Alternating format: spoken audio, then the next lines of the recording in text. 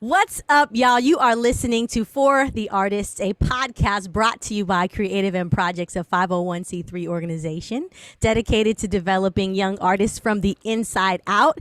I am your host, Melissa Sharee, and I have another fabulous, amazing guest coming on. Now, you know, I put a little extra on it when I just really know the person. And you know what? We got some technical difficulties. Okay, we just gonna switch with this new speaker view. Anyway, y'all, let me get to the intro because y'all know I love to do my intros.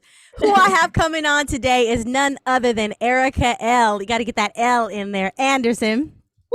She most recently was a co-executive producer on Surface, an upcoming Apple Plus TV series produced by Reese Witherspoon. Hey, preceding that, Erica was a co-executive producer on Women in the Movement, which is an upcoming ABC series produced by Will Smith, Aaron Kaplan, and Jay-Z. A co-executive producer on the upcoming Netflix series In From the Cold, a supervising producer on Ryan Murphy's 911, and a writer-producer on Oprah Winfrey's award-winning show Greenleaf, on BET's rating giant Being Mary Jane, and the long-running Bruckheimer series Cold Case. Listen, my girl is a native of Charlotte, North Carolina. She could tell us about that. She received her BA from Howard University's School of Communication. HU. Yes, and earned her MFA from the University of Southern California's graduate screenwriting program. Now, I have to tell y'all, in 2017, Erica was nominated for an NAACP Image Award for Outstanding Writing in a Drama Series for an episode of Greenleaf entitled The Bear. Y'all ain't ready for this feature, okay? This feature guest, because let me tell you, not only has she done all this, but my girl has some pipes, okay? Because she be singing praises. And then we met in the choir. Give it up for Erica. Welcome. Happy to be here, Melly Mel. I'm so glad you came on. I know people listening are probably like, ooh, it's somebody that doesn't. Well, actually, you do sing. But it's not a podcast for just musicians, but we just tend to have a lot of musicians that come on. Okay, so cool. Okay. This is good because somebody listening wants to write. So they're going to be all over it. Erica, when did you start writing? Professionally or just regular? Just both, girl, because I know it started before professional. Yeah. So probably I remember I sort of fell in love with writing when I was in the 4th grade. We had to write a descriptive paper and I wrote about an animal city and the animals really just kind of came to life. And I just knew then, I was like, oh, there's something here. I really like being in this world. I really like doing this. And so in 4th grade, I would say I knew that I went to a different place when I wrote. And then I really started writing professionally in 2009 on Cold Case. So that was my first professional gig. Okay. So prior to that, when you were in college and doing all that other stuff, what were your writing outlets? I mean, were you writing during that time too? Yeah, so at Howard, I was in the School of Communications, and I concentrated in radio, television, and film. So of course I took a lot of film classes. And so I was writing scripts there. I took a lot of playwriting classes in their school, what's the name of Fine Arts, the Fine Arts department. So I did that. So I did a lot of writing there. Of course, when I went to USC, that was all I did. That was what the concentration was. So, I mean, I knew I wanted to be a writer a long time ago. I think I sort of honed in on it probably in high school. I was like, yeah, I don't want to do directing. I don't necessarily want to do producing. I really want to just write. I want to create this thing. And so I sort of knew at Howard, that's what I wanted to do. Okay. So at Howard, it kind of sealed the deal. Basically. Yeah, it all congealed. Now, who else told you you should write? Because it's one thing to be like, ooh, I love this and I enjoy this and this takes me to another place. But like, what if you were a crappy writer?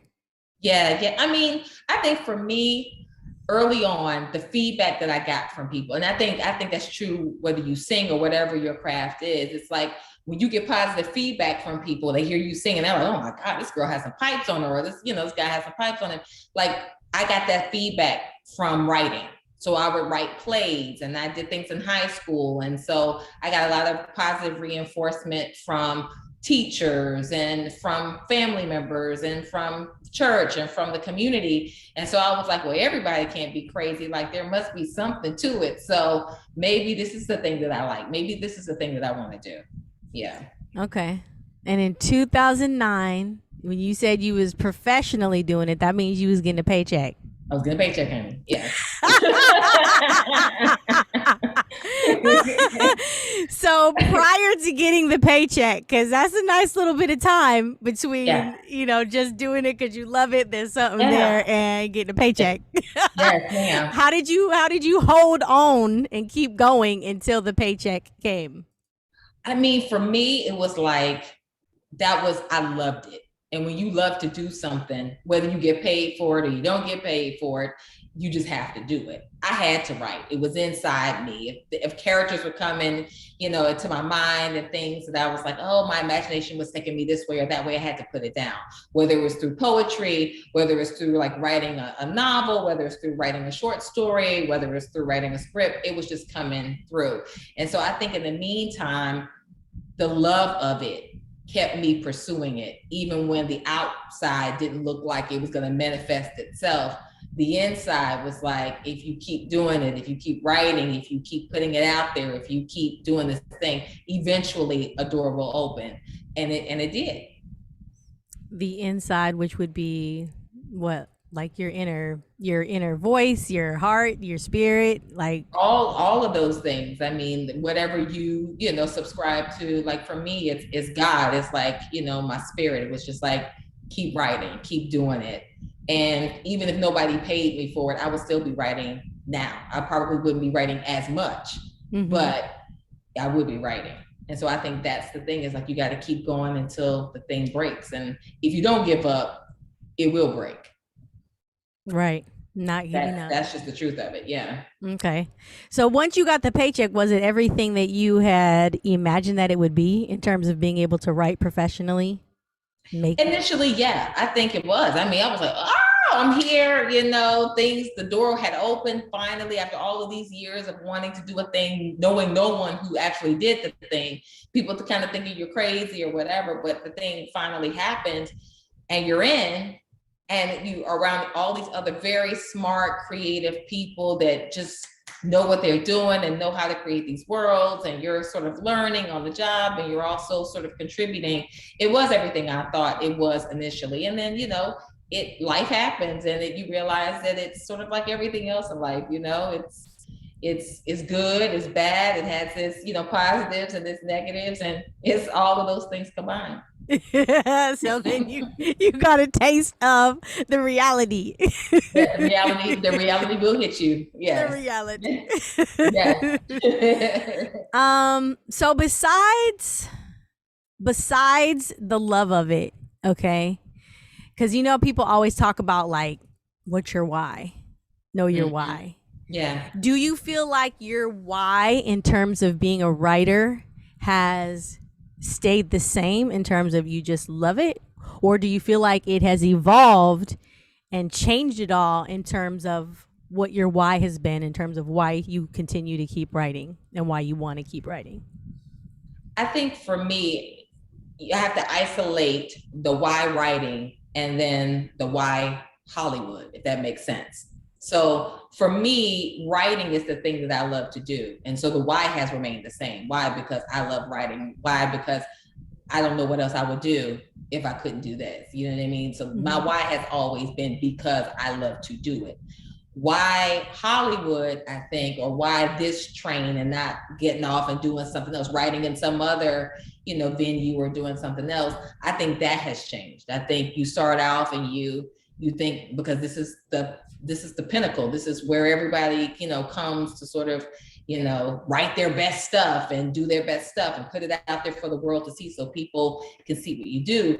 I think my why now is, you know, more like, because I'm already here, as opposed to I can't wait to get there and get my voice out there. It's sort of like, I'm still, even though you're writing on a show, I have not gotten my personal voice out into the world.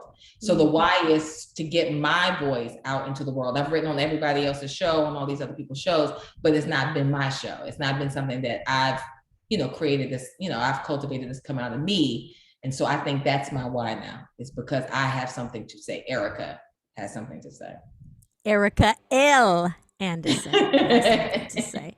You know what I love about what you just said right there is because whenever we talk to like singers, a lot of times it's singers, right?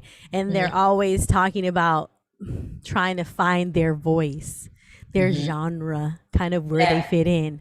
So that's something that's very recognizable when it comes to singers. But to hear you say that as a writer, it's pretty much the same. So it doesn't even really matter what your genre is. It's like you're still trying to tap into your signature authentic voice, right? And then also not only just tap into it, but then crack it open so that other people can see. Because it's one thing for me, I know what my authentic Erica voice is. I do know that.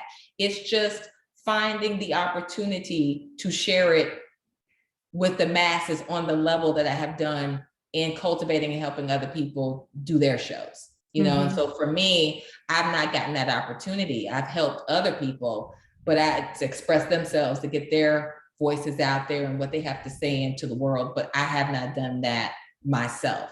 And so for me, because I've written in all sorts of dramas, from procedurals to dramas, to sci-fi, to spy-fi, like I've done all of those kinds of genres in terms of writing. I can write those things, but what is the authentic Erica voice? I think she knows on the inside what it is.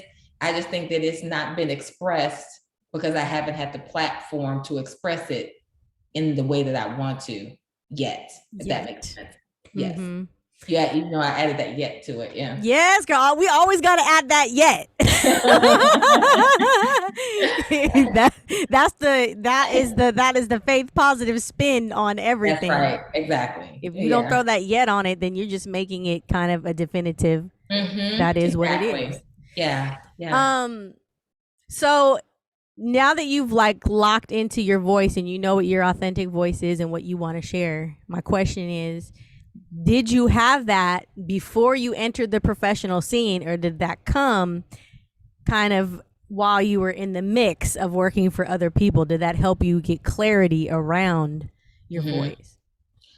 I would say it was both.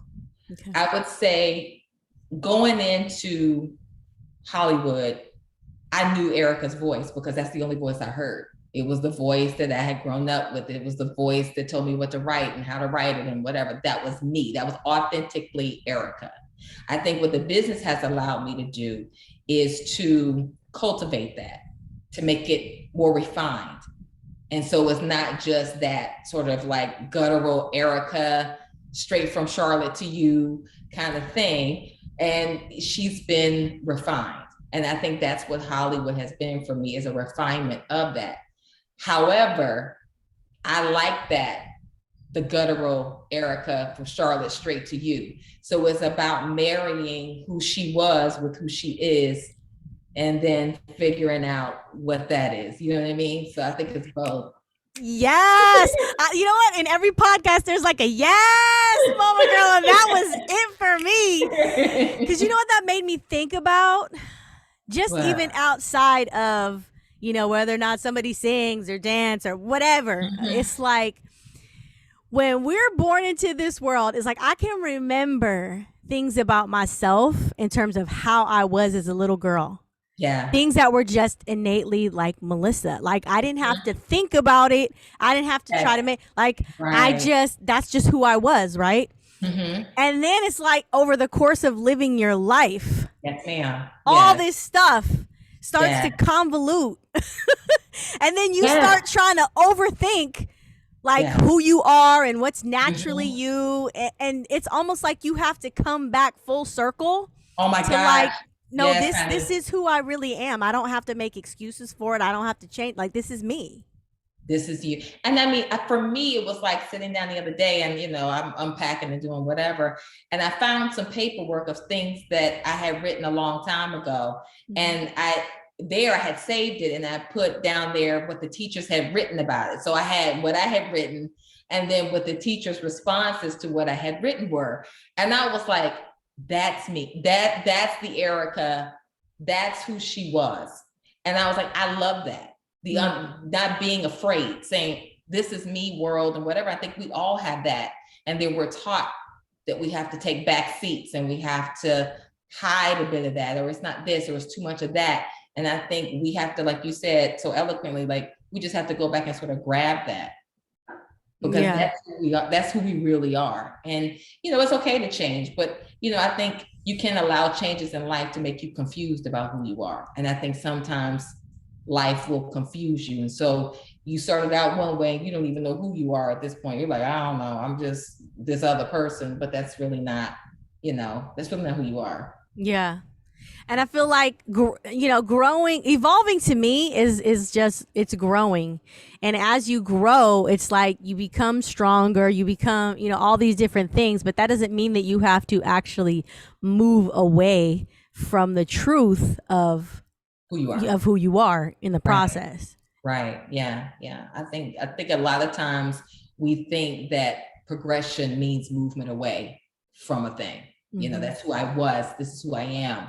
And it's like, but you're everything who you were, who you are, and everything that happened in between. You carry that with you. You know what I mean? Like no matter where you go, it's still a part of who you are. So you got to carry it with you. I don't know why, but that sounded like such a woman statement. Not that a man wouldn't say that, but for some reason when you said it, I was like, as women, that's right. We carry it all with us. Yes. Oh, Lord. And then I just got sidetracked because I really like your jacket. Thank you, girl, I've had this forever and a day. I was at the grocery store the other day and this woman told me that. I said, girl, if you knew how old this jacket was, you wouldn't even say that. It's like ancient. Girl, you wearing it like it's new and you just got it yesterday. Okay. Well, thank you. All right. So let me ask about this. So you have an upcoming series happening, I guess. It's going to be on ABC, produced by some pretty, I guess, heavyweights in the industry. We'll just call them that. Will Smith, Aaron Kaplan, and Jay-Z. I mean, what is that like to work on a project with such well-known artists? Yeah, I mean, the project itself was the story about Mamie Till, Emmett Till's mother, and it's called Women in the Movement. And essentially, the premise is that the civil rights movement as we knew it began with the death of Emmett Till. And I was, somewhat familiar with the Emmett Till story, as I think most people are, but not deeply aware of what really happened.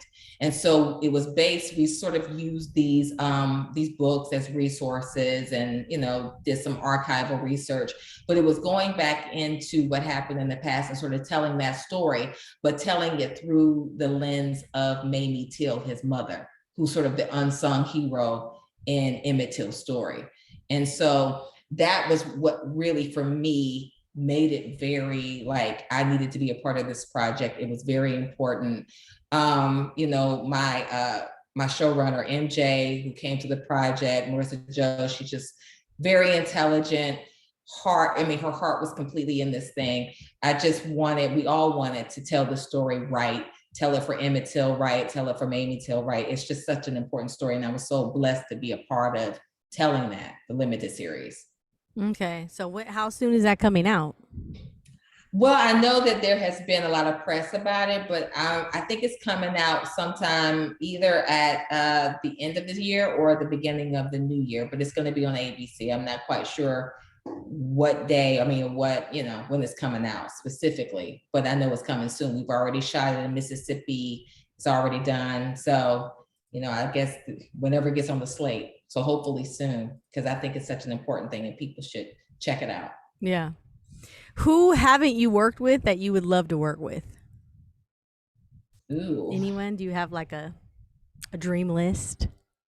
I don't anymore. I would say if you had asked me maybe 15 years ago, I would say David E. Kelly. Like that was like the person that I focused on. I was like, I'm gonna be David Kelly. I'm gonna meet David Kelly. I got close. I met his sister-in-law, but anyway, that's a whole other thing. But it was like, I was like, David E. Kelly was the person because I felt like David E. Kelly could write for anybody. It didn't matter what color you were, what sex you were. He could just write for anybody. He was just a writer's writer, I felt. And so that was sort of the lens that I looked through. I think now, I mean, I still respect him and still love what he does. He's still an amazing person. But, I don't have anybody that I sort of say I have to work with this person. I think it would be nice to work with certain people, actors or, certain producers. But, I really don't have anybody. Okay. Now I want to know why. Because something in you changed for you to not necessarily want or need, I should say, 15 years ago, maybe it was like, I need to work with this person.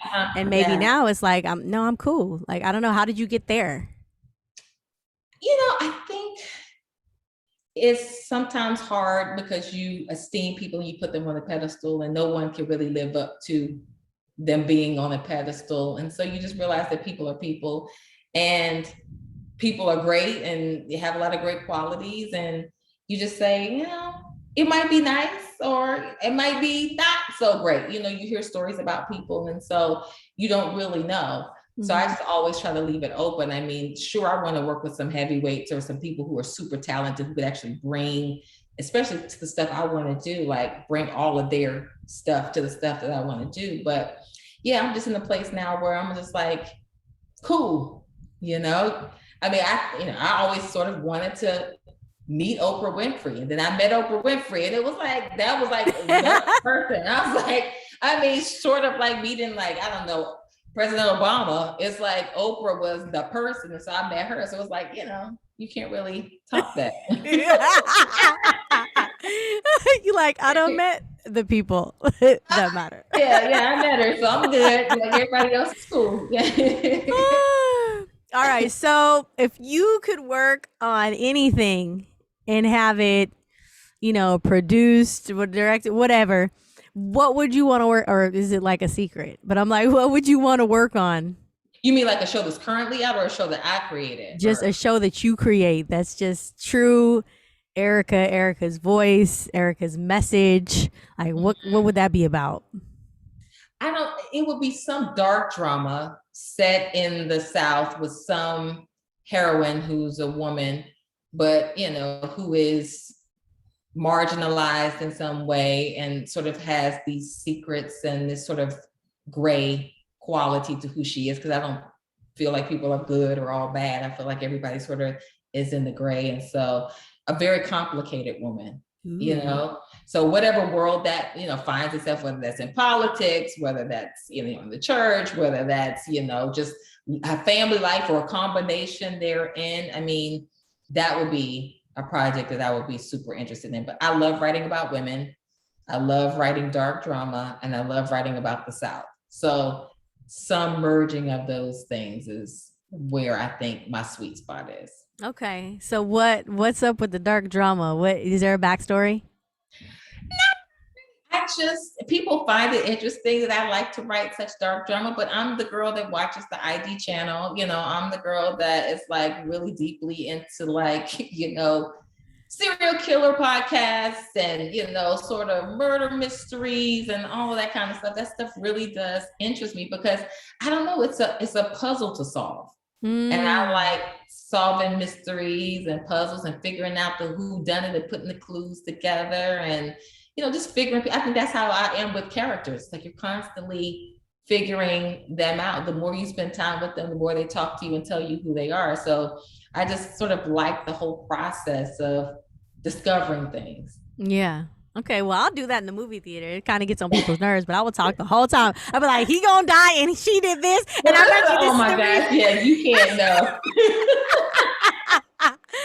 But why did I just find out about this? I was just with my neighbor for breakfast, and she was talking about the ID. She watches ID, and basically, so she's like paranoid and freaked out and doesn't. I never heard about this ID channel.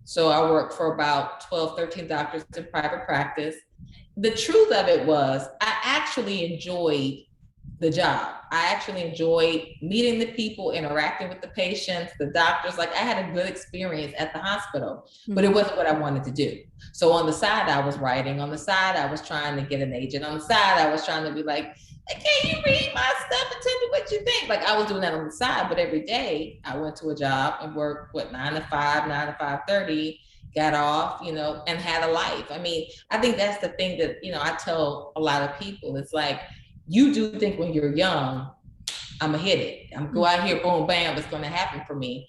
But then a year later, it goes by, and then 2 years later, it goes by, and 3 years later. And I saw some of the friends that I had gone to USC with, they moved on. They, did something else. They went back to where they were from, And I just, in my mind, I said, I'm here and it's going to work. I don't know when it's going to work. I don't know when it's going to crack open, but I have to see it through. I've done all of this stuff to get here. And so if I still had to be at the hospital, I would probably still be at the hospital doing it until, the thing opened up. Was it difficult? Yeah.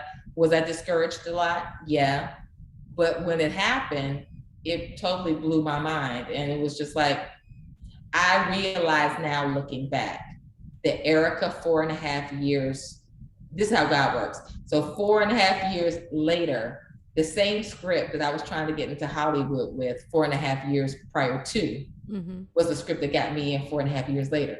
So it wasn't the talent that needed to be cultivated. It was me. Yes. I wasn't ready. I can say that looking back now. Yeah. Then I was like, I'm ready. I don't know what's going on, but I wasn't ready. Maturity wise, in terms of what this business requires, how difficult it is, how much rejection that it has in it.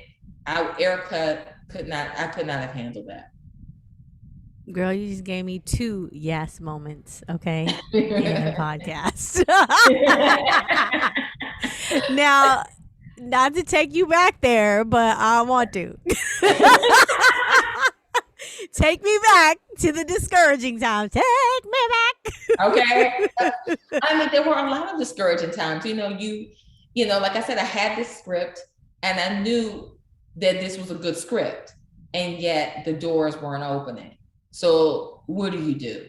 Meanwhile, you're working a job that, it's paying the bills and you like the people there and everybody's nice, but it's not what you came out here to do. Yeah. And I'm a very family oriented person. So the only reason why I came to California was to do this. Other than that, I've been on the East Coast, living my best life. So it's like, here I am. I was on a mission to do a thing, and things were happening for people around me, people I had gone to school with, people that I was like, oh, we were in the same, but there I was, and it was not happening for me. And so then it starts to mess with your mind, and you think like, was this all for naught? Like, you start that self-talk that you have inside your head that just won't shut off, and you just have to just make it shut up sometimes. And so, I use that for me as fuel to keep me writing, to keep me trying, to keep me whatever. Because I just remember what a professor said, you only need one yes.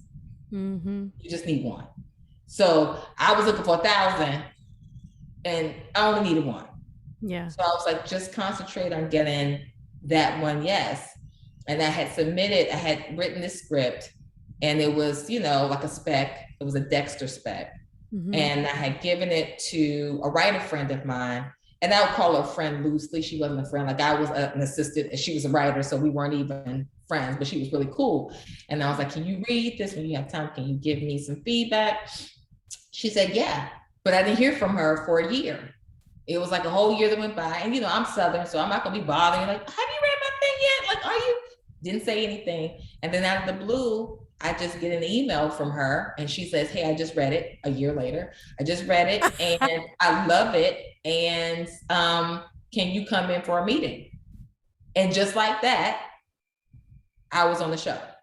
So it took a year, but it was meant to happen when it happened. Girl, listen, a year. You were patient for a year.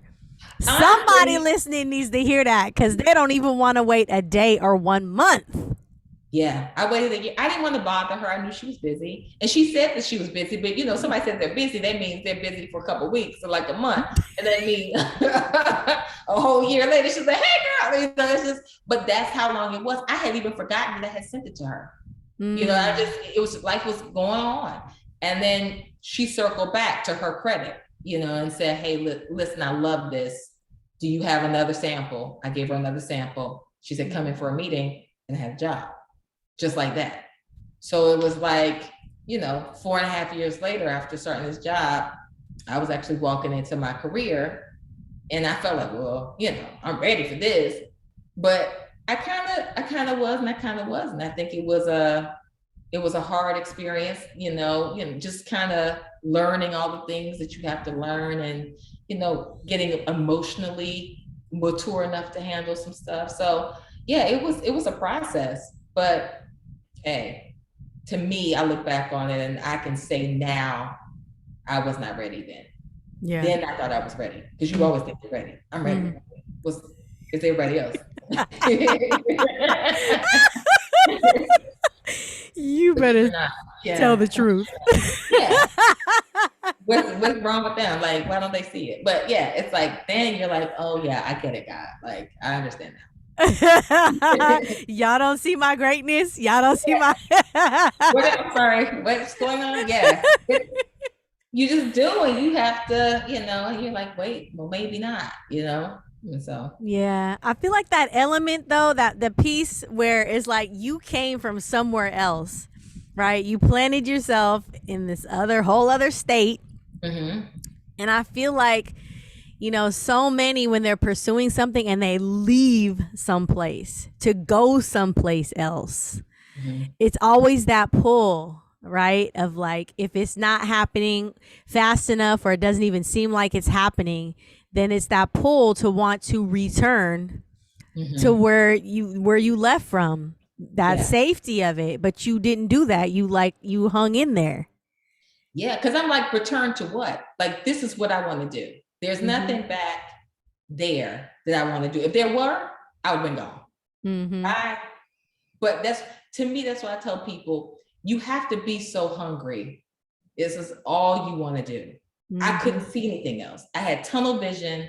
This is what I wanted to do. Yeah, I had to work other places, but this was it. This was where my prize was. And so for me, there was no going, but there was no plan B.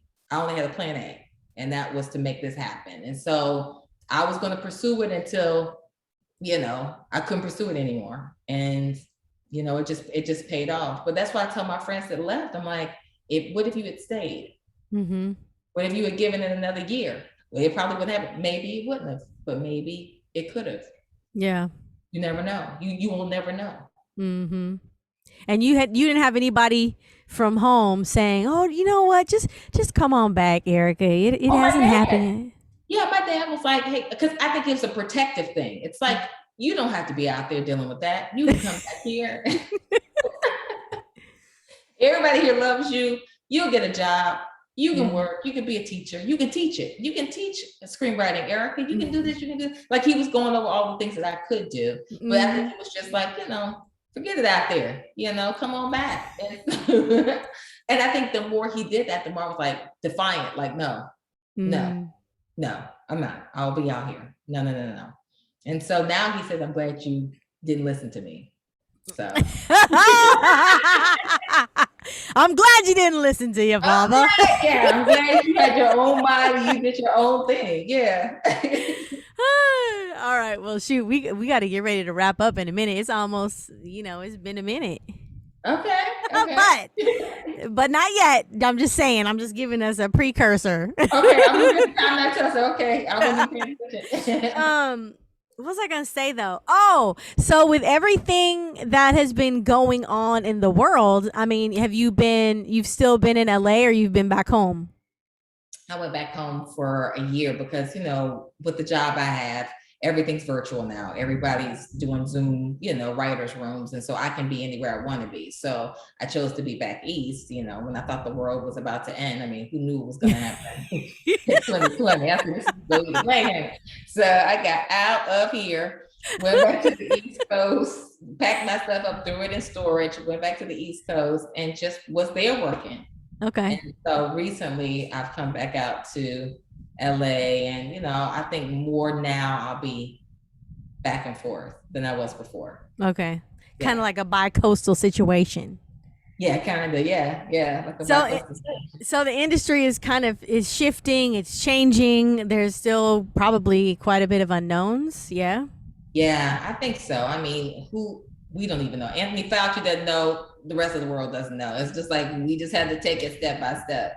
So what advice, I guess, or suggestion would you have for anybody that is still pursuing being a professional writer in terms of just what's going on right now? Like, what do you have anything in terms of just a process or something that they should be working on or working towards or just be aware of? Yeah, I would just say always work on your own stuff, because what people are interested in is voice. If you have a dynamic voice, if you have an interesting voice, if you have something to say, people want to hear it. The problem is getting it to the people who want to hear it. You know what I mean? It's like there are a lot of people, and it's difficult because this is where everybody comes. Everybody comes out to Los Angeles to do this. This is where Hollywood is, and so people come out to do it. So it's not like being back in Charlotte where it's like, 5 people want to be playwrights. It's like, okay, cool, we'll just do our own group, and we're all fine and whatever. Everybody from all over everywhere is out here to do what you want to do. And so the hard part is, how do I say, the people finding you and you finding the opportunity. And so in the meantime, if this is what you love to do, you should constantly be writing. You should constantly have samples. If I'm looking for a drama or whatever, you should be able to pull out a drama and say, baby, you want a drama? Boom. You know what I mean? I'm a procedural writer. I write procedurals, or I do sci-fi, or I do this, or my stuff is more like Atlanta, or blah, blah, blah, blah, blah. Like whatever it is that you do, keep doing it, because eventually you're going to cross paths with someone who can help you get where you want to go, and you want to be ready. It's nothing worse than meeting somebody and it's like a big opportunity and you're not prepared for the opportunity. So constantly be preparing yourself for the opportunity so that when it comes, because it will come, when it comes, you can go to the next level, do the next step. It was so good. So good. You said all that in one breath, practically, girl. You was just dropping gems like it was nobody's business. Hear my mouth dropping. I want to read that story about the animal, though, from the 4th grade. What animal was it? I don't even remember. I just remember they were driving cars. They had families. It was the whole thing. It was a mood, honey. So, yes. That idea was probably the idea from one of these animated movies. What was that one with the sloth at the DMV? Oh, I know what you're talking about. Yeah, I can't remember, but I know I can see it. But basically all them animals had families and was moving around. A movie that was. But look at that. You was before your time, girl. You could have wrote that movie. I didn't even realize it. See, I didn't know. It took them a long time to find me, Melissa. Oh my goodness. Dang. Time be moving so fast. Yeah, it does. It does. I'm so glad that you came on to the episode. Thank you.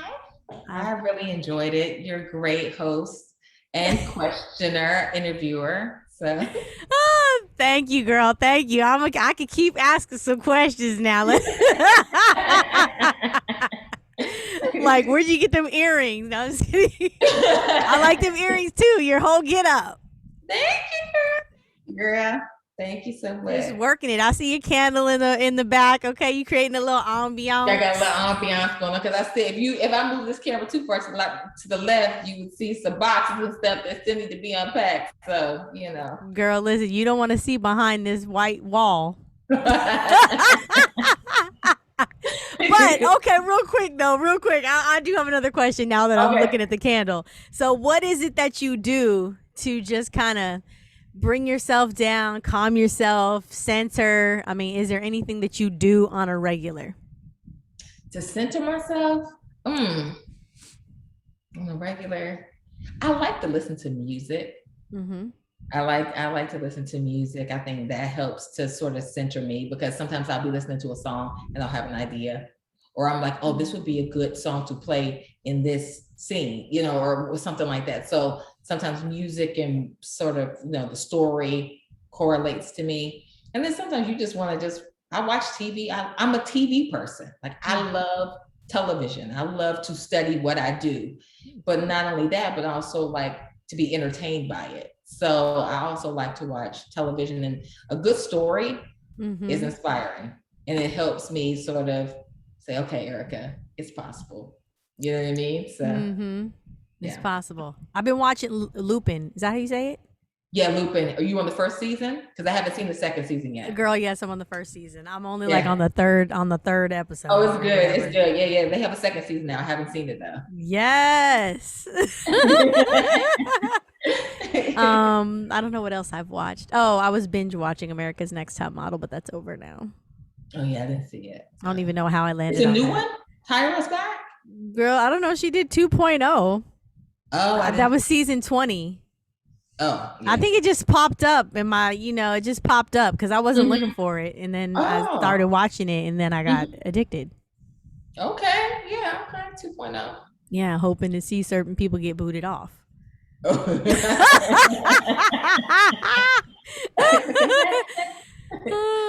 anyway. All right, Erica. Well, we're going to get ready to wrap it up.